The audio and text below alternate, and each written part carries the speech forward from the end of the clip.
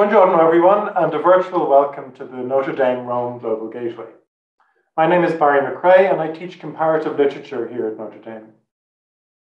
So in this edition of the book club, I'll be taking you through the novel The Truce, written in the early 1960s by the Italian writer Primo Levi. As you'll see, The Truce, called La Tregua in Italian, is a page-turning read. It's often very funny and it's full of acute human insights. There are moving passages of great beauty. It's a novel that's worth reading at any time.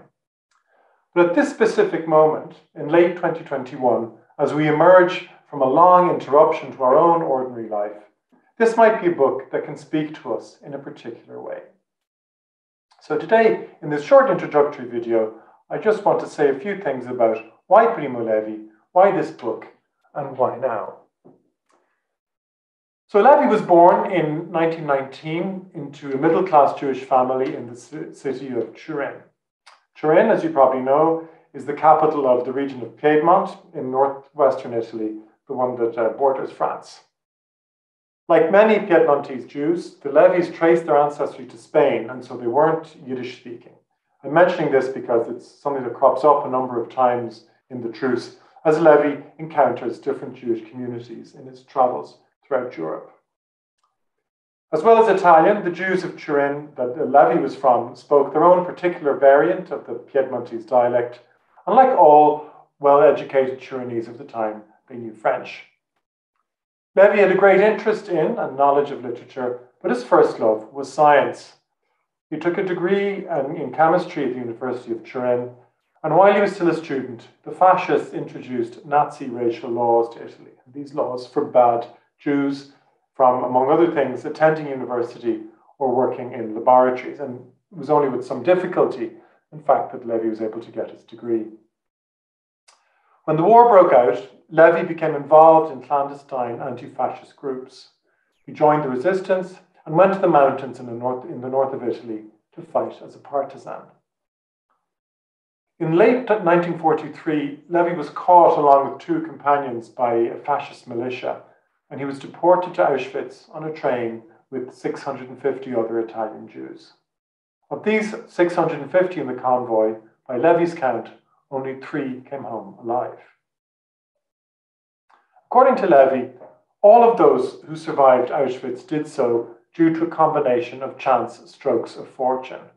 In his case, he'd studied German in college, so was able to understand orders. He was befriended by 2 different fellow prisoners, Italian prisoners, who sneaked him extra rations.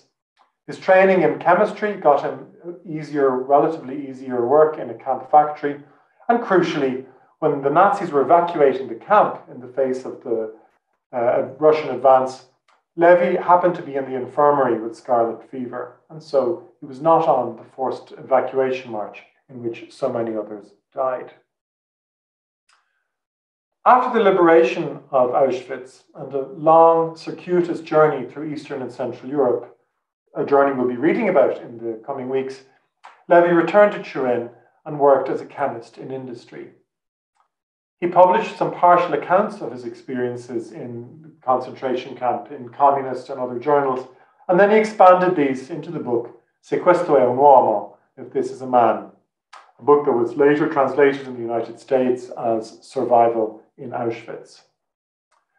Because of Levi's objective scientific eye, matched with his extraordinary command of language, this book became one of the key testimonies of the Holocaust, as well as a work of great literary value. In fact, Levi considered his work as a writer to be an extension of his work as a scientist. And the combination of the scientific and the poetic is key to all of Levi's work, especially in ways in The Truce, and it's something you should keep out for as you're reading. So Levi's first book, If This Is a Man, which detailed his experiences in Auschwitz, was not a success at first. And for the next decade of his life after the war, he devoted himself largely to his work as a chemist. But that book was republished in 1958 by a major publishing house and became an instant success. This induced Levi to return to writing. And in 1962, 17 years after he left Auschwitz, he began writing The Truce.